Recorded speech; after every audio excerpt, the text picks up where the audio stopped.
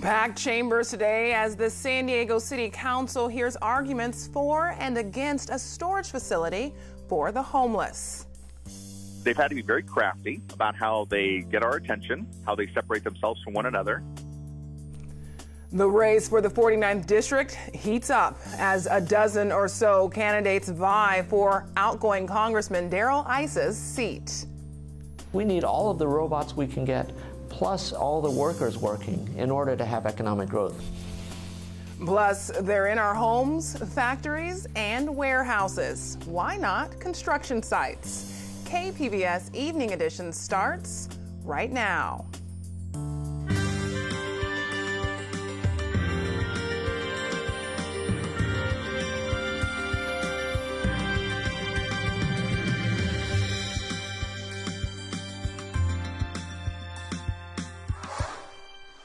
Good evening, and thanks for joining us. I'm Ebony Monet. A San Diego woman is set to go home to her family after an immigration judge determined she is not a danger to society. Earlier this month, the arrest of Perla Morales Luna got national attention. This video circulated showing Border Patrol agents pulling her away from her daughters in National City. In addition to being in the U.S. illegally, authorities say she was involved in a human trafficking ring. The Southern California immigration attorney noted that 3 other people accused of ties to trafficking have been exonerated. The case will now go to a federal court in San Diego. A city in Orange County is looking to opt out of the state's sanctuary law. State law limits cooperation between local police and federal immigration agents. But the Los Alamitos City Council has given preliminary approval to exempt the city. A final vote will be held next month. The ACLU and other immigrant advocates say they'll sue if the ordinance passes. At least 8 Republicans are now running for the 49th congressional seat currently held by Darrell Issa. KPBS North County reporter Alison St John says candidates are strategizing about how to stand out in such a crowded field. Well over a dozen candidates are running to replace Issa in the 49th Congressional District, including 8 Republicans. They're all fighting to be among the top 2 vote-getters in the June primary so they can go on to run in November. Political commentator Ruben Navarrete says it's especially tough to distinguish yourself from other members of your own party. They've had to be very crafty about how they get our attention, how they separate themselves from one another, and how they use new media as effectively as possible. Not only are they splitting the vote, they're also splitting the money that normally goes into these campaigns. And so because of that, they're going to have to be much more creative in how they reach us. The 3 most high-profile Republicans are California Assemblyman Rocky Chavez of Oceanside, Board of Equalization member Diane Harkey of Dana Point, and San Diego County Supervisor Kristen Gaspar of Encinitas. Some candidates, like Gaspar, are running videos on their websites, but none has run TV ads yet. Reaching voters via TV is expensive in a district that covers 2 TV markets, both San Diego and Orange counties. These Republicans have one advantage: they already hold elected office. The 4 Democratic candidates for the 49th do not hold office and have more work to do to gain name recognition. Sarah Jacobs and Paul Kerr are airing cable TV ads, while Mike Levin and Doug Applegate are focusing on getting out the vote in other ways. One thing voters need to know in this crowded primary is that in June, someone could win the right to go on and fight in November with as little as 20% of the vote. So every vote counts. Alison St John, KPBS News. The U.S. Supreme Court took aim today at a California law that forces anti-abortion crisis pregnancy centers to provide information about abortion. Both conservative and liberal judges raised questions about the law that took effect in 2016. The centers say they're being forced to deliver a message they disagree with. California says the law is needed to let poor women know all their options. An estimated 51,000 people in San Diego County have Alzheimer's disease. KPBS health reporter Kenny Goldberg says a new report from the Alzheimer's Association says that number is expected to dramatically increase by 2025. The report predicts the number of Californians with Alzheimer's disease will increase 29% by 2025. Dr. Jim Brewer is director of the Shiley Marcos Alzheimer's Disease Research Center at UC San Diego. He says researchers have identified some biomarkers for Alzheimer's that may appear years before onset of the disease. Brewer calls that a double-edged sword. Being able to know that you might be at a higher risk for this disease can be a positive thing for enrollment in clinical trials, but it's also quite worrisome when you don't have a drug that can stop this illness. Alzheimer's is the 6th leading cause of death in the U.S. The nationwide costs associated with Alzheimer's and other dementias is $277 billion. Kenny Goldberg, KPBS News. A deadly crash involving a driverless car in Arizona last weekend won't impact California's plan for the technology. On April 2nd, DMV offices will begin issuing permits for driverless car testing. The crash in Arizona involved an Uber vehicle, which had a backup driver riding inside. Right now, it's not going to change, but we're going to be in contact with the DMV about awareness campaigns. They've been very thoughtful about the implementation of what it takes to obtain a permit. I'm pretty proud of what the DMV has done up to this point. Again, I lost my daughter in a car accident, so I'm very, very sensitive to watching and addressing how this is rolled out. Some of California's rules for driverless testing will include having companies monitor the vehicle at all times. The vehicle must also have a remote operator who can shut off the car if needed. Companies are now using robots in factories, warehouses, and stores. And tech startups are looking to move them onto construction sites. AP reporter Terry Che has more. The newest member of this bricklaying crew is not a man or woman, but a robot. Sam, short for semi-automated mason, can lay around 3,000 bricks a day, several times more than someone working by hand. The masonry firm helping to build this new elementary school turned to New York-based Construction Robotics, the creator of Sam, because it can't keep up with demand.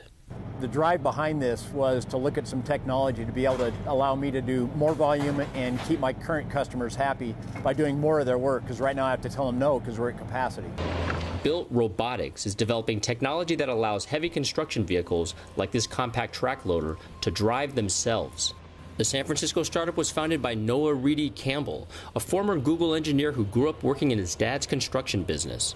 He believes self-driving machines will make construction faster, cheaper, and safer. So if we can reduce the cost of excavation, grading, site prep, then we can actually accomplish more of the work that we need to do in this country. The rise of construction robots comes as the building industry faces a severe labor shortage. To get qualified people to handle a loader or a haul truck or even run the plant, they're hard to find right now. Nobody wants to, get their hands dirty anymore. They want the nice clean job in an office. At this mining plant, Mike Moy uses a drone to measure piles of rock and sand his company sells for construction. The autonomous drone can survey the entire 90-acre site in 25 minutes, a job that used to take a whole day with a truck-mounted laser system. The drone is made by Silicon Valley-based Kespri, which converts the survey data into detailed 3D maps. Not only is it safer and faster, but you get more data, as much as 10 to 100 times more data. Analysts say the construction industry needs more technological innovation to boost productivity, build housing, and fix aging infrastructure. We need all of the robots we can get, plus all the workers working, in order to have economic growth. But what that means is, as machines start to do some of the work that people used to do, the people have to migrate and transition to other forms of work, which will mean lots of retraining. These masonry workers spent several weeks learning how to operate the bricklaying robot, which requires 2 or 3 people to run. It's not replacing them. They still have all the masons on this job site that they normally would have. They're just going to be able to get off this job site a little bit quicker and get to the next one sooner. Humans and robots working together to reshape the construction industry. Terry Che, Associated Press. I'm Hari Srinivasan. Tonight on the NewsHour, Facebook under fire after a company working with the Trump campaign collects data from 50 million unwitting users. Coming up at 7, right after Evening Edition on KPBS. This lone rhino helped raise awareness for thousands of species facing extinction. Sudan, the last male northern white rhino, has died. His caretaker says he died of old age and medical complications. We are really missing him so much, and we wish him to rest in peace. So we are only left with the two last northern white rhino females. San Diego Zoo scientists are pioneering artificial insemination techniques that could revitalize the northern white population. But there are now only 2 living northern white rhinos, both females past breeding age. Tens of thousands of people in Santa Barbara County have been ordered to evacuate from the same area where mudslides destroyed hundreds of homes and killed 21 people in January. It was clear today, but rain is forecast for Thursday due to an atmospheric river. National Weather Service meteorologist Alex Tardy explains what that is. It's an abundance of subtropical moisture, so deep from the equator, that gets drawn northward into our Pacific storms. Darty says the region is off to a dry start this year, with rain totals about 30 to 40% of normal. He says Thursday's storm will help reduce fire danger and increase water supply, but it won't completely erase the water deficit. We would need about 5 to 6 inches of rain to get back to normal. The odds of that happening this late in the year are literally less than 5%. Here with the full forecast for this first day of spring is Erin Calandra. Well, I hope you had a nice day today. Our weather not too bad, although you can see a couple changes happening around here. To the north of us, we do have some rain. Some storms have already started. Very, very spotty activity across parts of San Diego County, but a majority of people stayed dry today, and that will be the case for tomorrow, too. Los Angeles is seeing some showers, and then, of course, far to the north, we are seeing some pretty heavy downpours. This is a good but bad thing because we need the rain here in California. Clearly, we're in a drought, but we're going to get a lot. We're going to see downpours, and that's going to lead to all sorts of flooding, flash flooding, isolated flooding, snow melt, and also we do expect to see some mudslides through California, mainly where those burn scars are, and some people have already been evacuated because of that. So for tonight, it's still quiet here in San Diego, 56 degrees, partly cloudy across the region. That's pretty much the story for everyone. Chula Vista at 54 tonight, in Mount Laguna 44, and in Ramona 47 degrees. Now here's the setup for Wednesday. We have this tropical air that is just pushing in off the Pacific, and that's going to contribute to the rainfall. We could see about a quarter inch of rain once everything is said and done here in San Diego, but much more rain to the north of us. For temperatures tomorrow, Poway's at 78, San Diego 73, and Alpine 75. Borrego Springs coming in at 86 degrees. Most people are going to see a lot of sunshine. Now, the storm moves in on Thursday. That's when we're going to see rain. You might need to grab that umbrella, keep it with you. Leftover showers in the morning on Friday, and temperatures drop down to the 60s, back to kind of where they should be this time of year. The weekend is going to be dry, but on the cooler side. Exact same story for the inland interior areas. We'll see some rain moving in Thursday, leftover showers on Friday. And in the mountains, rain on Thursday at 55 degrees. The overnights drop back down into the 30s. So our nighttime in the mountains, it's going to be pretty chilly. And in the deserts, that rain moves in on Thursday. Should be drier for Friday, and they stay in the 70s for the rest of the week. For KPBS News, I'm Erin Calandra. Hey, Ebony, back to you. As ocean water warms and ice sheets around the world melt, scientists say climate change has caused ocean levels to rise. People in one North Carolina coastal community can feel the effects. In tonight's SciTech Report, producer Frank Graff introduces us to a unique piece of infrastructure that has helped people cope. Well, my brother and I are taking it over. It gives us a lot of freedom. You get to work with a lot of good people. You don't do the same thing every day. You're outside. It's just a nice business. Newman Seafood sits on a spit of land jutting into Pamlico Sound. It's just outside Swan Quarter. You have a lot of years where it's make or break. If you cover your expenses, you feel really good about it. And you have a year where you come ahead some. The family-owned firm has weathered the winds and water for almost 40 years. It's more of a challenge these days because the area sees minor flooding several times per month, even without storms in the area. It's worse during hurricane season. We deal with small shrimp boats, we deal with crab boats, fish boats. Wind really dictates when they can work and when they can't, where they can work, where they can't. We also, our road, you can see over around that boat ramp the tide's starting to come in. Our road floods when we have really strong northwest winds. That makes it hard for us to work where we're at. The docks are outside of the almost 18-mile dike that protects the town and the valuable farmland around it. I do think the dike has really helped the town. I think it's probably helped our farmers a lot. It keeps the salt water from intruding on their land. I'm lucky where my business is. We're on a high hill. I flood this side of me and I flood on the other side of me. We're getting ready to come up on the dike right here. He doesn't need to load back with beans. He just needs to plan on doing that first thing tomorrow. My name is J.W. Spencer, live in Hyde County, farmed basically all my life. Chairman of the Hyde County Soil and Water Board. About 3/4 of what we farm is protected by the dike. Probably half of that 3/4 wouldn't be able to be cultivated now. It would be totally ruined, be set out in pine trees. It wouldn't be feasible to cultivate it. Construction of the dike system started 30 years ago. It was first built to stop storm-driven waves from flooding farmland. That's called saltwater intrusion. Saltwater renders farmland unproductive for decades. But where it is so bad, it's just sterile. About 20,000 acres, that's roughly 1/5 of Hyde County's farmland, was ruined by saltwater intrusion before the dike was built. The dike is a packed earthen berm protecting farmland for most of its length. It tops out at 6 feet above sea level. It's difficult to see from the ground, but from the air, it's clear what the dike system protects. JW's farm is on the left. The dike, with the dirt road on top, runs parallel to the drainage canal. Trees that can survive a mix of fresh and salt water grow near the dike and canal, but the trees then give way to salt marsh, all the way to Pamlico Sound.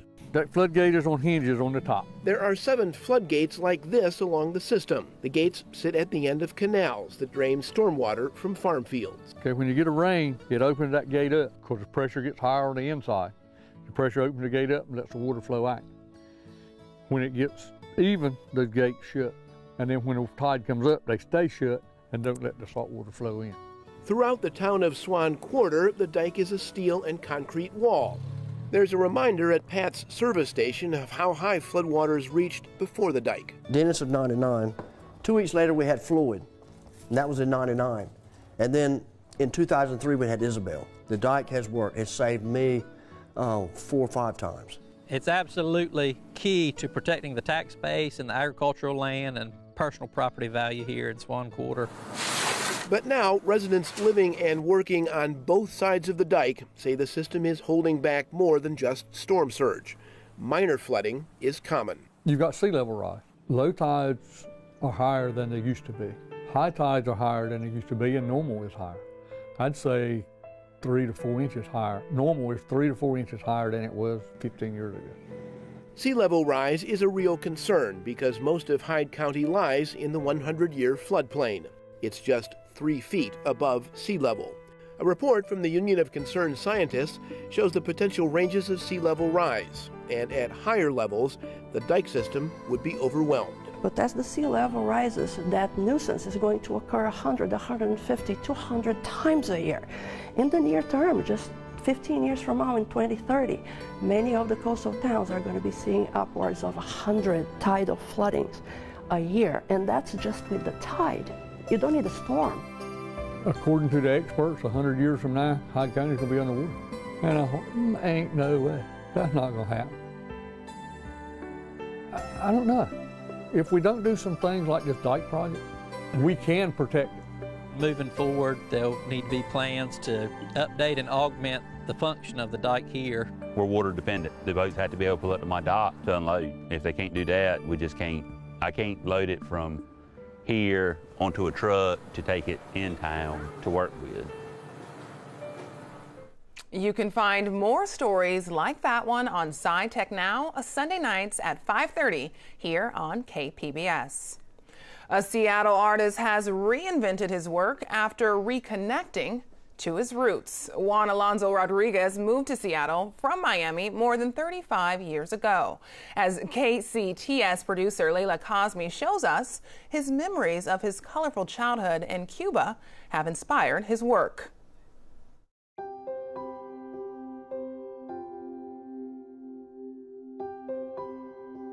I'm a visual artist. I create works here in the studio, and I also design public projects. I love the challenge of standing in front of a blank canvas and setting out to create something that nobody else could create the same way. I think your origins always influence what you create.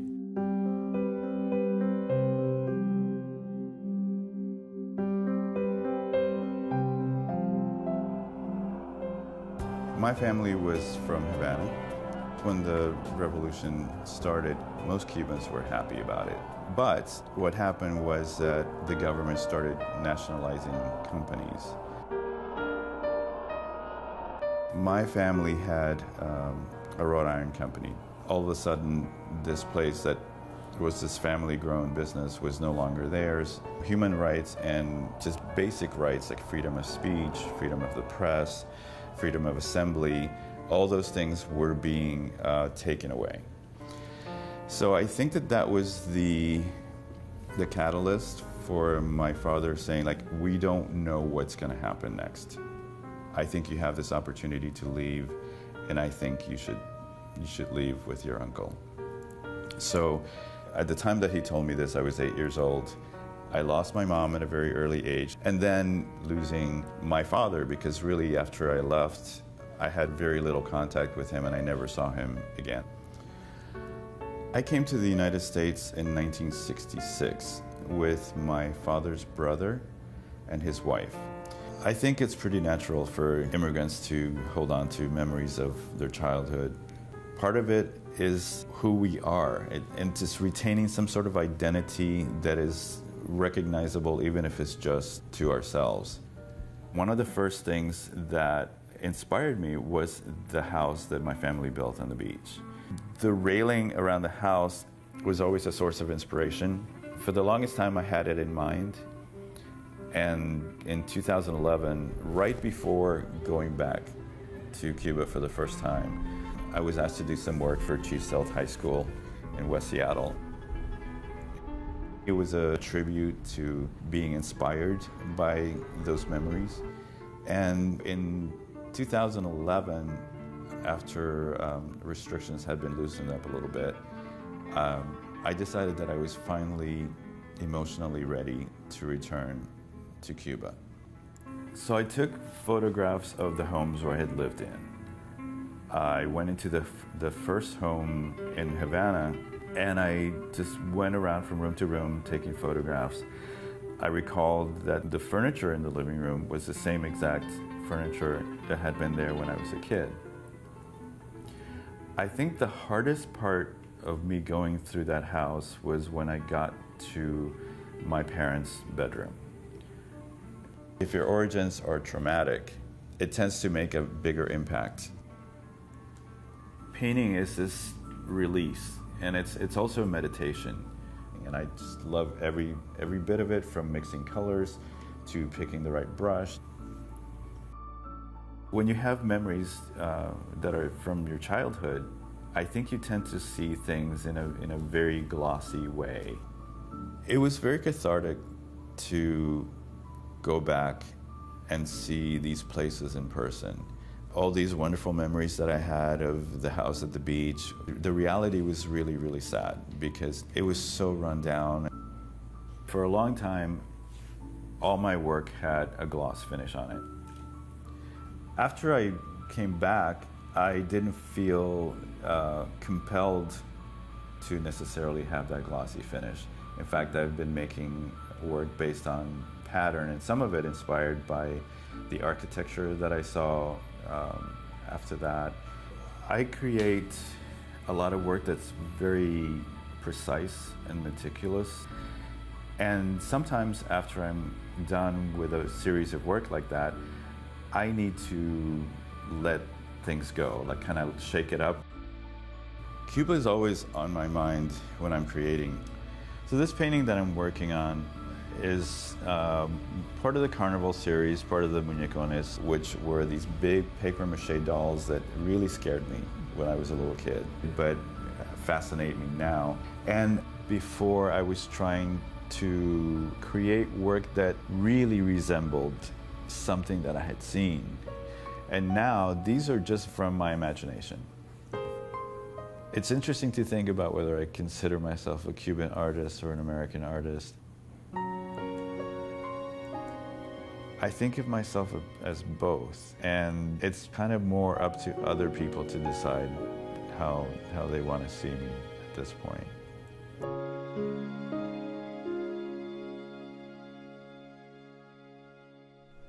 That story came to us from the Borders and Heritage series from KCTS 9 in Seattle. Now, here's a look at what we're working on for tomorrow in the KPBS newsroom. On Morning Edition, California's biggest lake is getting smaller. The plan to fix the Salton Sea and how that could affect the Colorado River. And on Midday Edition, a reason for hope.